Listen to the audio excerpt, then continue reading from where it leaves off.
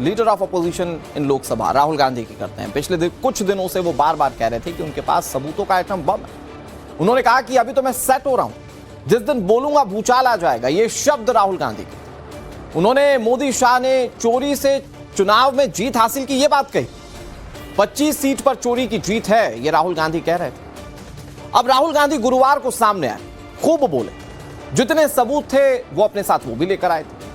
सामने टेबल पर सबूतों को उन्होंने बाकायदा सजाया। फिर राहुल गांधी ने थ्योरी चढ़ाई और टीचर बन गए। सब्जेक्ट क्या था? सब्जेक्ट था भारत में वोट चोरी का आरोप, सबूत और सच्चाई। राहुल की क्लास 1 घंटे 11 मिनट की थी। सबूत के नाम पर राहुल गांधी ने एटम बम फोड़ा या फिर फुस पटाखा, इस पर सबसे बड़ी पॉलिटिकल स्टोरी की एक एक परत मैं आज आपके सामने खोलूंगा। बात सबसे पहले बड़ी खबर की, चुनाव आयोग पर राहुल गांधी के आरोपों पर सियासत गर्मा गई। वोट की चोरी में शामिल होने का आरोप चुनाव आयोग पर लगाया था राहुल गांधी ने।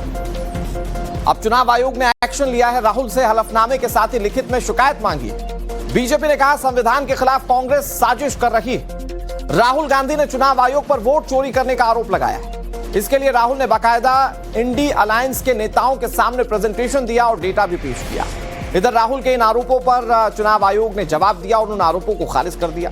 साथ ही राहुल से सबूतों के साथ जवाब मांगा है। इलेक्शन कमीशन कह रहा है कि अगर राहुल जवाब नहीं देते तो उनके आरोप झूठे माने जाएंगे। याद होगा आपको, ईवीएम में गड़बड़ी की बात को लेकर राहुल गांधी बहुत आरोप लगा रहे थे।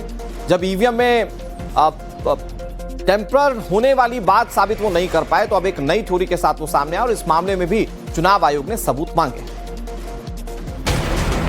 चुनाव हार की वजह तलाशने, सड़क से संसद तक प्रदर्शन करने और इलेक्शन कमीशन को कटघरे में खड़े करने के बाद राहुल गांधी ने चुनाव आयोग पर वोटों की चोरी करने का बड़ा आरोप लगाया। राहुल गांधी ने करीब 7 फीट ऊंचे दस्तावेजों की पड़ताल करवाई। महीनों की मेहनत के बाद पता चला कि चुनाव में 5 तरीकों से वोटों की चोरी हो रही है। गलत एड्रेस के वोटर, एक पता दर्जनों वोटर, गलत फोटो वाले वोटर और बिना पहचान के वोटर्स हैं। Our internal polling told us that we were expected to win 16 seats in Karnataka and we won 9.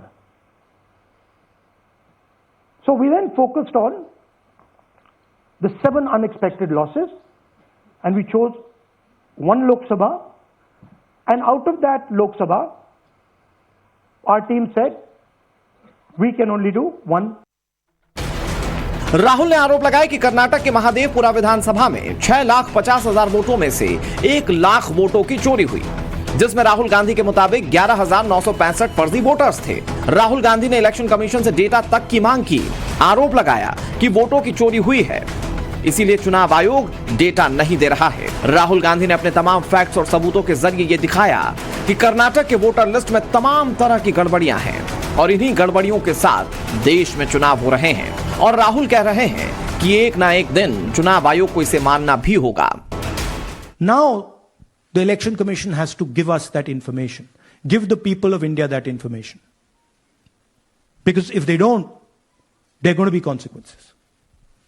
There are going to be consequences for every single polling officer who's doing this. Doesn't matter how senior you are, how junior you are. One day the opposition is going to come to power and then you see what we do to you. Rahul ने आरोप तो चुनाव आयोग पर लगाए, लेकिन BJP ने इस पर पलटवार किया। मुझे ऐसा लगता है शायद वो एक बार चेक कर ले, या तो उनका दिमाग चोरी हो गया है या दिमाग में से चिप चोरी हो गई है, इसलिए बार बार वो ये चीजें कहते हैं। इधर चुनाव आयोग ने राहुल गांधी को नोटिस भेजा है, कहा है कि सबूत दो या बयान वापस लो।